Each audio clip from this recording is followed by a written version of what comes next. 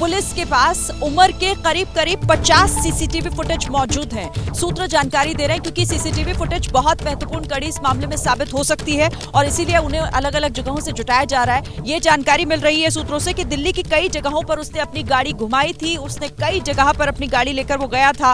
फरार होने के बाद फिरोजपुर जरका पहुंचा था, दिल्ली मुंबई एक्सप्रेसवे से दिल्ली आया था, दिल्ली मुंबई एक्सप्रेसवे पर ढाबे में उसने रात गुजारी। आतंकी उमर रात कार में ही उस दिन सोया था। फरीदाबाद होते हुए बदरपुर बॉर्डर में वो दाखिल हुआ था। तो उसकी मूवमेंट को लेकर ये सूत्रों से बड़ी जानकारी मिल रही है, कहां पर वो रुका, कहां रहा, किस तरीके से उसने दिल्ली में एंटर किया। ये 50 अलग अलग सीसीटीवी फुटेज अलग अलग जगहों के जुटाए गए हैं और उन्हीं के आधार पर ये तस्वीर एक तरीके से निकली है सामने कि कहां पर वो रहा था और किस किस तरीके से उसने अलग अलग जगहों पर अपनी गाड़ी में पूरे रात वो घूमता रहा। इस पर मनोज वर्मा हमारे साथ हमारे संवाददाता जुड़ गए हैं, अपडेट हमें करेंगे। मनोज, 50 अलग अलग जगहों की सीसीटीवी फुटेज, क्या कुछ और तस्वीर साफ हो रही है इससे?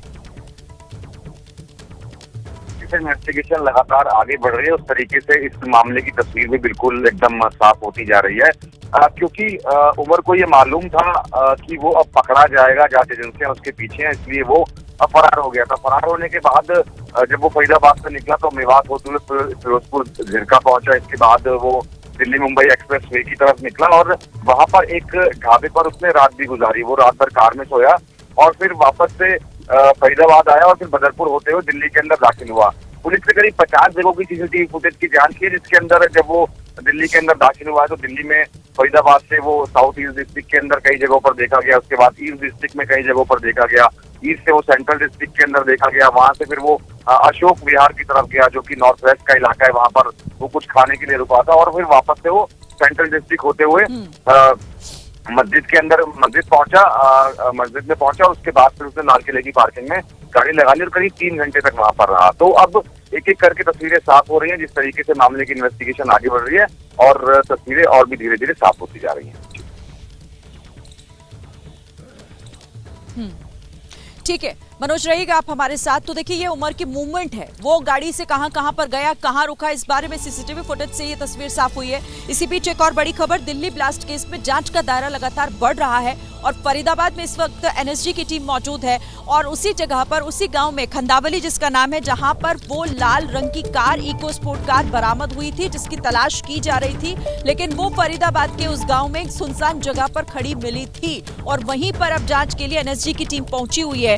उज्जवल कुमार फरीदाबाद से हमें अपडेट करेंगे इस पर। उज्जवल, जल्दी से बताइए क्या कुछ वहां पर हो रहा है, क्या एक्शन देखने को मिल रहा है? जी बिल्कुल ठीक। देखिए इस वक्त हम जो खंडावली गांव में मौजूद है और एनएसजी की टीम पहुंच गई, लेकिन एबीपी न्यूज़ के कैमरे पे एक्सक्लूसिव अब हम एबीपी के दर्शकों को दिखाएंगे वो जो लाल कलर की कार है जिसकी लगातार जो चर्चा हो रही है। अब मैं अपने सहयोगी जितेंद्र से कहूँगा वो जूम करके दिखाने की कोशिश करें।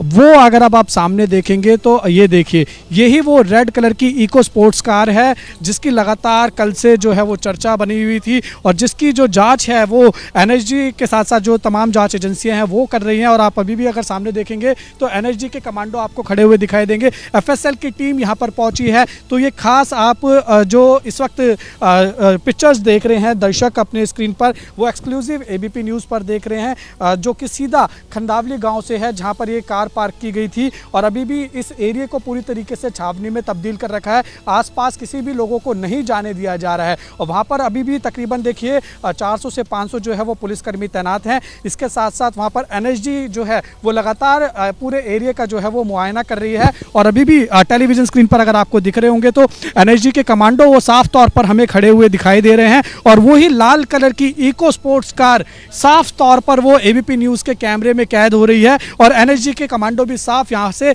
हमें दिखाई दे रहे हैं। तो कुल मिला के यहाँ पर देखिए ये जो कार है इसकी जाँच की जा रही है और इसके अंदर से देखिए साक्ष्य जुटाने की कोशिश की जा रही है। क्या इसके अंदर कोई विस्फोटक तो नहीं रखा गया था, इसलिए जो क्योंकि देखिए उमर के साथ ये गाड़ी जो है वो दिल्ली के अंदर अलग अलग जगहों पर उस समय घूम रही थी जब उमर वहां पर मौजूद था। i20 कार के साथ ये कार दिल्ली के अंदर एंटर हुई थी और ये वही लाल कलर की इको स्पोर्ट्स कार है जो कि इस वक्त सामने जो दर्शक अपनी स्क्रीन पर देख रहे हैं और एनएसजी के कमांडो इस समय वहां पर मौजूद हैं और पूरा एरिया वो खाली करा रखा है, आसपास के घर खाली करा रखे हैं और जांच का दायरा देखिए अभी भी बढ़ रहा है और लगातार यहाँ पर एनएसजी के जो कमांडो है उनकी संख्या भी फिलहाल हमें बढ़ती हुई दिखाई दे रही है। बाहर जा रहे हैं, फिर उसके बाद अंदर आ रहे हैं। तो जांच अभी भी लगातार जारी है। कल 6 बजे के आसपास ये पता लगा था कि इसी खंडावली गांव में जो लाल कलर की इको स्पोर्ट्स कार है पाई गई थी। तो तब से आप अगर देखेंगे तो तकरीबन फरीदाबाद से सामने आया, क्योंकि फरीदाबाद में कैसे इस टेरर मॉड्यूल को बढ़ाया जा रहा था, कैसे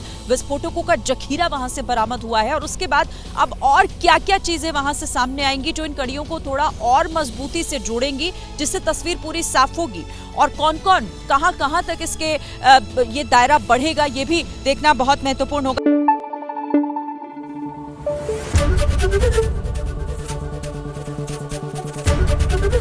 एबीपी न्यूज आपको रखे आगे।